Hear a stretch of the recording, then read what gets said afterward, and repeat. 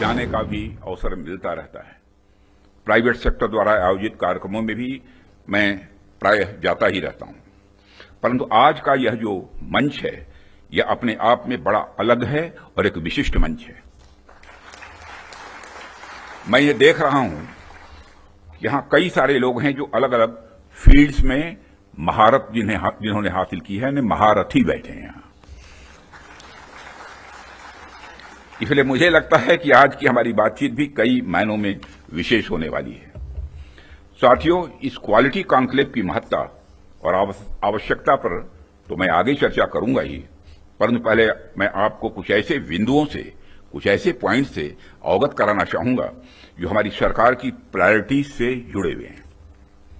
2014 में माननीय प्रधानमंत्री जी के नेतृत्व में हमारी सरकार आने के बाद प्रधानमंत्री जी ने हमें एक अत्यंत महत्वपूर्ण सूत्र प्रदान किया। उन्होंने शुरुआत में ही डिफेंस प्रोडक्शन सेक्टर के एम्पावरमेंट पर विशेष बल दिया। उन्होंने जो सूत्र दिया उसके पीछे की फिलॉसफी थी डिफेंस सॉवरेंटी। डिफेंस सॉवरेंटी का मतलब कि जब तक कोई देश अपनी डिफेंस नीड्स में कैपेबल तथा सेल्फ रिलायंट नहीं होता, तब तक उसकी आजादी पूरी तरह से नहीं मानी जा सकती। जब तक हम अपनी सुरक्षा के लिए इंपोर्ट पर डिपेंडेंट रहेंगे, तब तक कहीं न कहीं हमारी आत्मशक्ति में अधूरापन रहेगा ही। अगर हम अपने हथियार और रक्षा उपकरण विदेशों से खरीदते हैं तो इसका मतलब है कि हम अपनी सुरक्षा को आउटसोर्स कर रहे हैं और उसे किसी और के भरोसे छोड़ रहे हैं। यह बात लॉन्ग रन में सही नहीं हो सकती।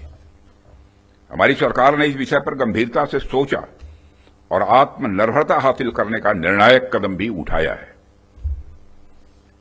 आप सब तो जानते ही हैं कि देश में पहले से ही ऑर्डिनेंस फैक्ट्रीज का एक इंडिजिनस सिस्टम रहा है और इन फैक्ट्रीज ने एक समय पर बेहतरीन काम किया और देश की सुरक्षा जरूरतों को पूरा करने में बहुत ही अहम भूमिका निभाई भी है।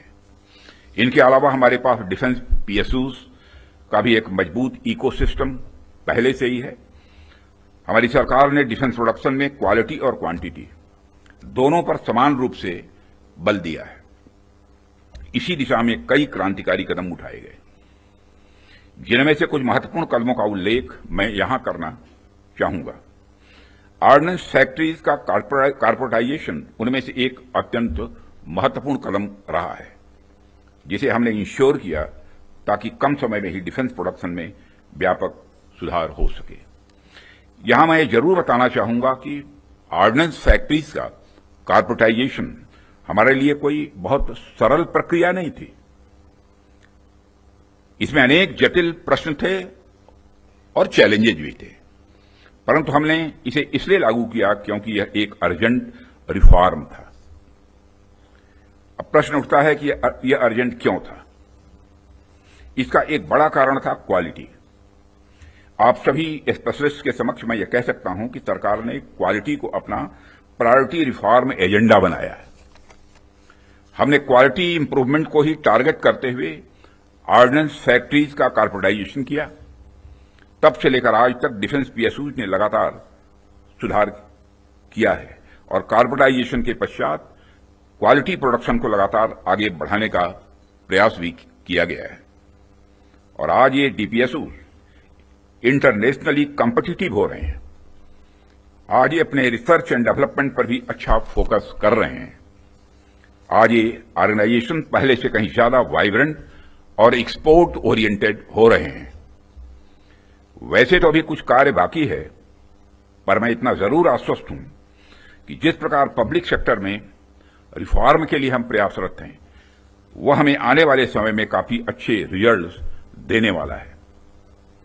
साथियों, पब्लिक सेक्टर के डेवलपमेंट के पीछे हमारा एक ही उद्देश्य भी रहा है कि एक healthy competitive private defence ecosystem का विकास किया जाए, जो अपनी क्वालिटी के माध्यम से देश की सुरक्षा को और अधिक मजबूत बनाए। जैसा कि हम सभी जानते हैं कि क्वालिटी को लेकर प्राइवेट सेक्टर की अपनी एक अच्छी खासी इमेज होती है। किसी भी क्षेत्र में प्राइवेट सेक्टर अपनी गुणवत्ता के लिए जाना जाता है। आज चाहे बड़े प्लेटफॉर्म्स हों या सिस्टम्स, एमएसएमईज हों या स्टार्टअप्स, हमने ऐसा प्राइवेट इंडस्ट्रियल बेस तैयार किया है जो देश के डिफेंस सेक्टर के विकास में सक्रिय भागीदार बन रहा है और उसे सशक्त कर रहा है। आज रिलीज होने वाले इंडस्ट्री 4 को भी मैं इसी संदर्भ में देख रहा हूं।